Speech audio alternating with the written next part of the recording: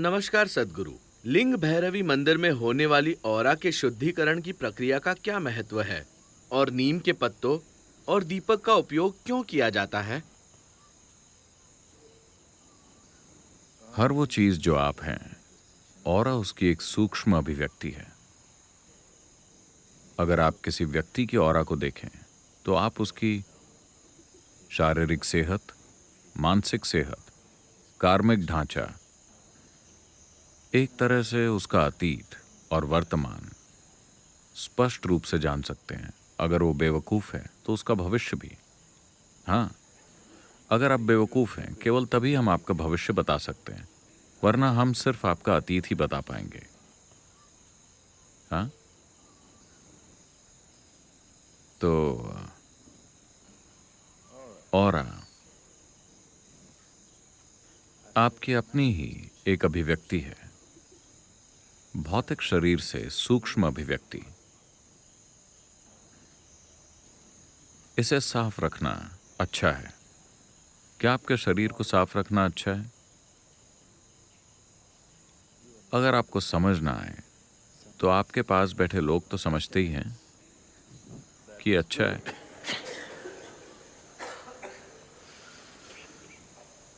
अपने शरीर को साफ रखना अच्छा है, अपने दिमाग को साफ रखना अच्छा है, आपसे जुड़ी हर चीज को साफ रखना अच्छा है।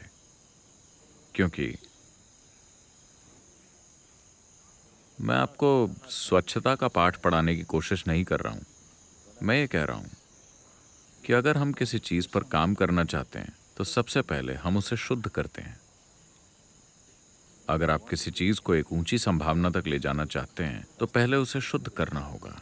शुद्धिकरण के बिना आप उसे मौजूदा स्थिति से बेहतर स्थिति तक नहीं ले जा पाएंगे। तो आपके शरीर को शुद्ध करने के लिए और आपके मन को शुद्ध करने के लिए हमने आपको बहुत सारे तरीके सिखाए हैं।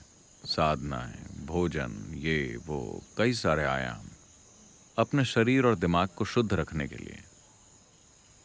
और एक अभिव्यक्ति है, इसकी अपने आप में कोई उपस्थिति नहीं होती।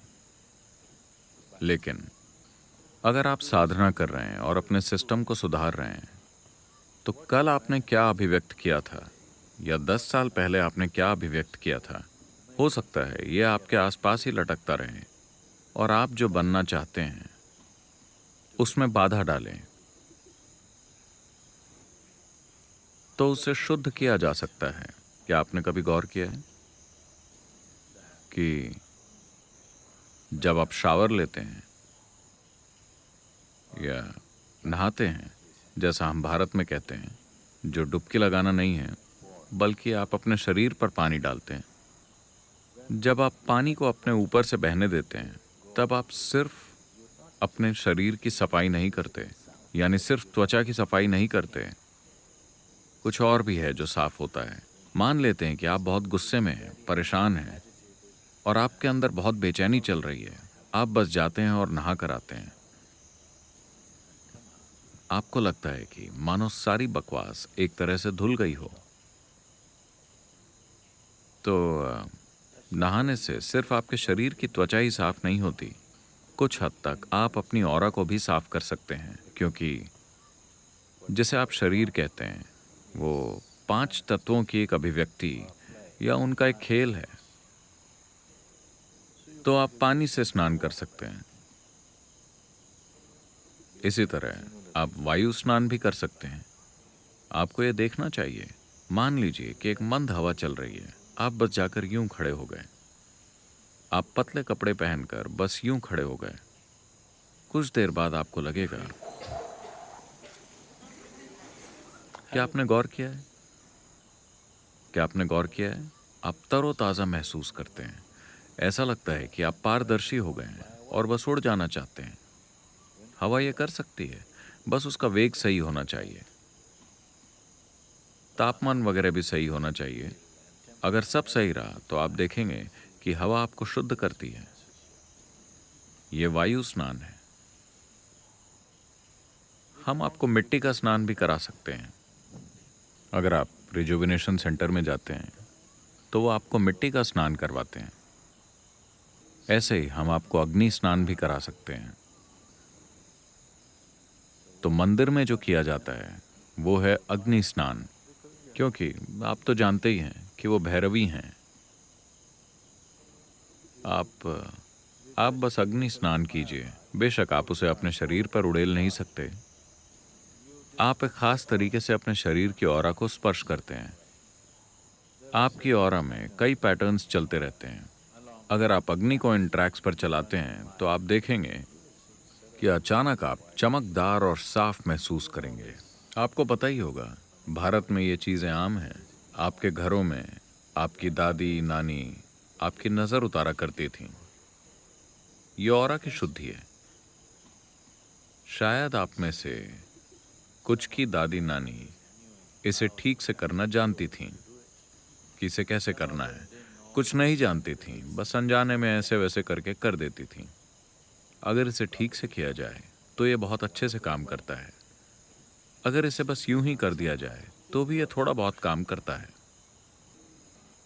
बहुत बार आप लोगों ने देखा होगा कि बच्चे बीमार हैं और थोड़ी सी अग्नि स्नान से वो ठीक हो जाते हैं। क्या आपने देखा है? Have you noticed this? Because it's just a fire bath and it does things to the system. क्योंकि ये सिर्फ एक अग्नि स्नान है और ये आपके सिस्टम पर असर डालता है। तो मंदिर में क्लेश नाशन क्रिया के रूप में जो किया जाता है, इसका मतलब है कि अशुद्धियों को नष्ट करने वाली क्रिया। अंग्रेजी में यही ऑरा क्लेंजिंग है, जो अशुद्धियों को ऑरा से दूर कर उसकी सफाई करती है ताकि शरीर बेहतर ढंग से सांस ले सके और सेहत, खुशहाली, मानसिक संतुलन और हर स्तर पर बेहतर महसूस कर सके। नीम, उन्होंने सिर्फ पत्ती का ही इस्तेमाल किया। मेरे ख्याल से उन्हें डंडी का भी इस्तेमाल करना चाहिए था। नीम की डंडी बहुत फायदेमंद है। ये बहुत से लोगों को जगा देती है। भारत में अगर आप किसी के वश में आ जाते हैं तो वो मार मार कर आपका भूत उतार सकते हैं नीम की डंडी से। नीम शुद्धिकरण के लिए बहुत अच्छी होती है। अगर आप सुबह सुबह नीम की गोली खाते हैं तो आपका पेट साफ रहेगा। अगर आपको किसी भी तरह का इन्फेक्शन हो जाता है तो वो इस देश में आपको हमेशा नीम की पत्तियों के बिस्तर पर लेटाते हैं, क्योंकि ये सिस्टम को बहुत अच्छे से साफ कर देता है और बहुत ऊर्जा देता है। तो इस पत्ती में बहुत सारे औषधीय गुण होते हैं और इसमें ज़बरदस्त प्राणिक स्पंदन होते हैं और ये इतनी कड़वी है कि आपके सारे भूत उतर जाएं।